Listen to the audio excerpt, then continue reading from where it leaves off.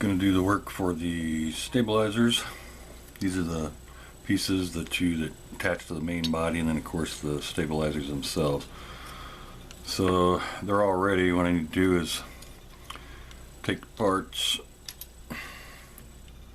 apart from each other, and I'm going to airbrush them, and then I'll come back and show you that.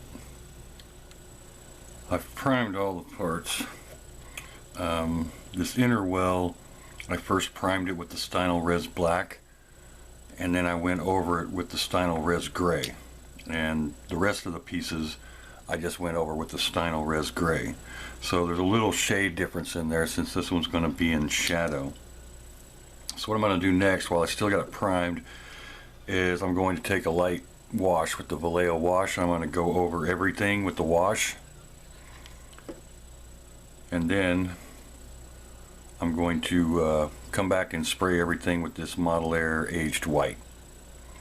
So let me do the wash, and then I'll come back and show you the piece like that, and then I'll do the aged white, and then I'll come back after that. Alright, I've got the wash on there. It's a very light wash. It's like 4 drops of wash with about 10 drops of water.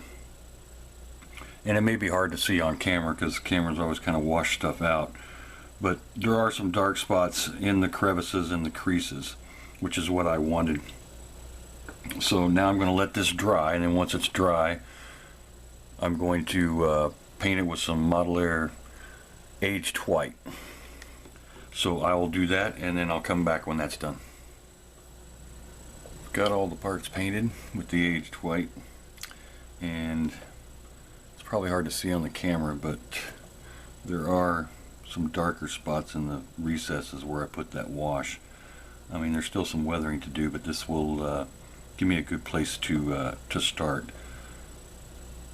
So now what I need to do is put everything together and then go from there. Doing a little backtracking here. I went and looked at my references, and that inner well is a darker color. So what I'm going to do is I did put the green on there, that cam green that I did on the cockpit, and I'm going to do the same dry brush technique on this as I did on that. And here I took the concrete color that I used also on the cockpit, and I've just done some shading in here on all the parts. So what I'm going to do now is I'm going to go back with the original color, that aged white, and then I'm going to give it another coat, and then I'll come back. Alright, I did the aged white on top, so now I've got a little hint of weathering, discoloration here and there, which is going to give me a good place to start for the rest of the weathering. And redid this, so I need to dry brush this, and I need to seal everything. Everything's still a little bit too tacky right now, so I need to let it dry. And then when I come back, we'll put on some decals. There are some decals for this kit, and they're very tiny, so I'm not going to try to mask anything off. I'm just going to go ahead and use the decals. So I'll be back with that. Paint's dry on the stabilizers, so now I can put on these decals. These yellow ones here, and then this maroon one, those are the only ones that go on the stabilizers. So I've got everything ready. I've got a cup of water, got a paper towel over here to the side, got some Q-tips, tweezers, X-Acto blade, and paintbrush. And I do mine a little different. I put my decals straight on the paint. I don't seal them first. And when I do get them on and get the water off of them, I use Walther's Solvaset, and however many applications it takes to melt them down into the paint. Once that's done, then what I do is I go over them with a gloss, and then I go over them with a matte, and it looks like paint. They look just as good as if I painted them. So I got all set up, so I'm going to cut some of these off, and then I'll put one on. Got some poster tack here on the bottom of this. Something that's light like this, then I'll stick it to the mat so that it doesn't move. I don't have to worry about it moving around. Move it up some here.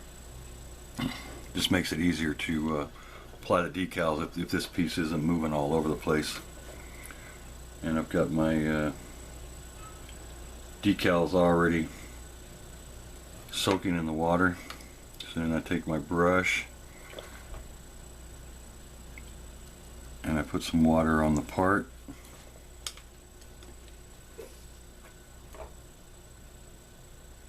And we'll take the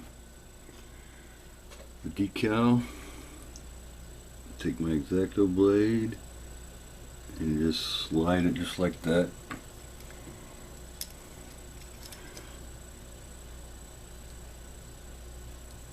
Alright, need some more water.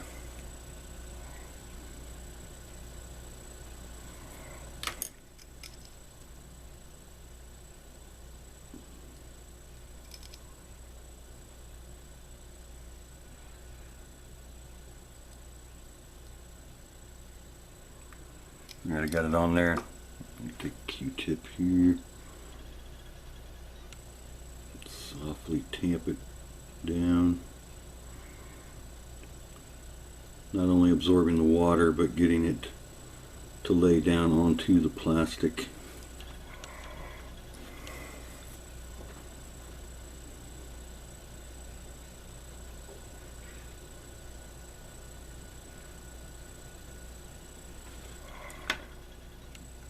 Let me get my brush back here.